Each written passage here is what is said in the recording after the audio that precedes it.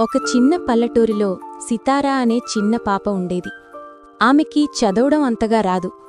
ప్రతిసారీ అక్షరాలు రాసేటప్పుడు తప్పులు రాసేది.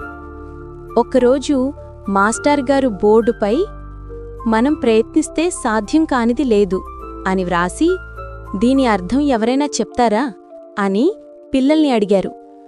పిల్లలు అందరూ నిశ్శబ్దంగా ఉండగా సితారా తలదించుకుంది. అప్పుడు మాస్టారు సితారా దగ్గరికి వచ్చి మెల్లగా ఇలా అన్నారు, తప్పు చెయ్యడం తప్పు కాదు, ప్రయత్నం చెయ్యకుండా మానేయడం తప్పు అని అన్నారు. ఆ మాటలు సీతారా మనసులో బలంగా నాటుకుపోయాయి. ఆ రోజునుంచి సీతారా రోజూ కాస్తగా అక్షరాలు సాధన చెయ్యటం మొదలుపెట్టింది. కొన్ని రోజులకు ఆ రోజు మాస్టారు చెప్పిన అదే వాక్యాన్ని అందంగా వ్రాసి మాస్టారు గారికి చూపించింది. మాస్టారు నవ్వుతూ, ఇది చూడు సితారా, నీ అక్షరాలు కాదు, నీ నమ్మకం మెరిసిపోతుంది అనన్నారు. సితారా గర్వంగా నవ్వింది. అక్షరాలు ఆమె స్నేహితులయ్యాయి.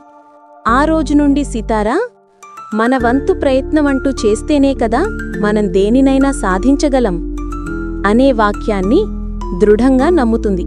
ఈ కథ మీకు నచ్చినట్లయితే లైక్, షేర్ మరియు సబ్స్క్రైబ్ చేయండి త్రిపుర టేల్స్ యూట్యూబ్ ఛానల్కి.